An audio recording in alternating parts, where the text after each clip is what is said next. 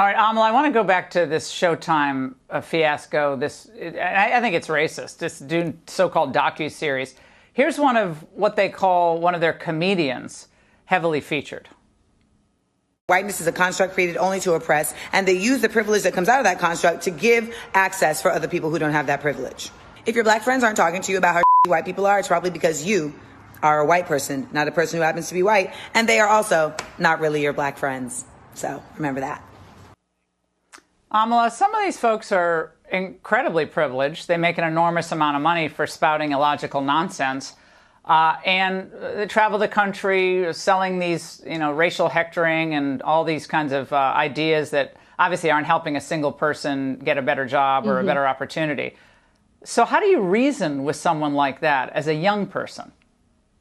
It's very difficult. We're in a day and age now where oppression is currency, and you can get a large amount of fame and support for spouting these lies and this propaganda. I did so for quite some time, and it's just ridiculous. As far as reasoning, I say look at the results of the policies that they advocate for, of the campaigns that they're running, defunding the police, decriminalizing shoplifting, allowing drug abuse in our streets. Specifically here in California, progressive policy has been the bane of the existence of lower income people in the communities of color in this state. So you have to look at the results here. I'm hearing a whole lot of talk about racism, and what that does is it takes away from the true hearts of these issues, like class, like two-parent households, like resources, like education. And when we sit and look at these issues and look at the disparate impact on people of color and scream nothing but racism, we take away from the actual solutions at hand and actually addressing these problems. It's truly disgusting to watch this Showtime special.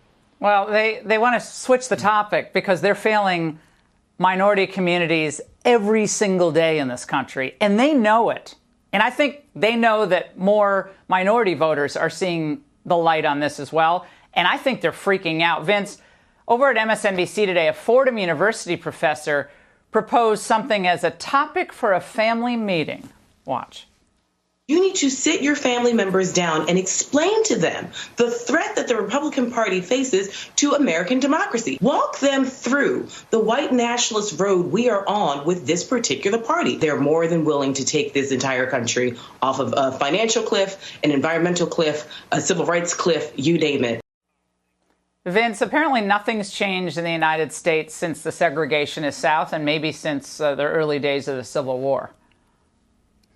The Democrat Party has been in charge of the black community for 220 years. I was born on a cotton plantation in Hayward County, Tennessee. My father was a sharecropper. He brought us out of poverty, and after college, I started working in a prison. I know the Democrat Party very, very well. They run every crack house, every prostitute house, every failing school, every big city mayor, every big city police chief, every judge and jury that locks up black men is run by the Democrat Party. If you don't believe me, go to any ghetto in America and walk around it. See if you see any white Republicans anywhere. You're going to run into black Democrats all over the place, and you're going to run into most black preachers, most black politicians, and most black civic organizers, and they're the ones that are doing the conduit. They are the conduits for the Democrat Party. This is them. This is the Democrat Party. And all they do is foment hate. That's what they do, and they live off of it. But black people aren't crazy. They understand that in our Bible, when Cain was angry because God had rejected his offering, he said, if you do well, will you not be accepted? And if not, sin waits at the door to master you, but you must master it.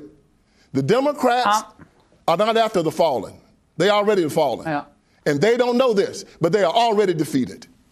Amala, the left is racializing everyday activities. I mean, everything is racist.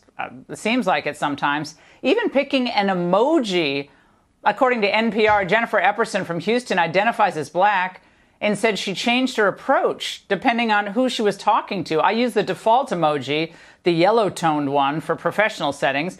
Then I use the dark brown emoji for friends and family. I just don't have the emotional capacity to unpack race relations in the professional setting.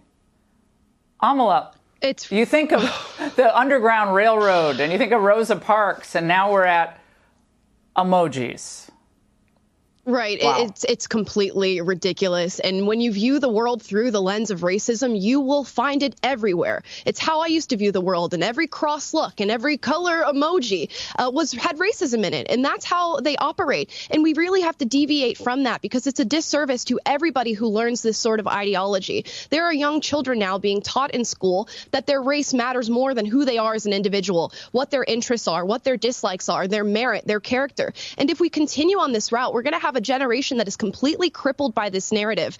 Who cares what color your emojis are? And you should question anybody who looks at you and tries to convince you of your own victimhood. And you should ask, what do they get from me being convinced of this? And when you've answered that question, you'll find that you should not be on their side.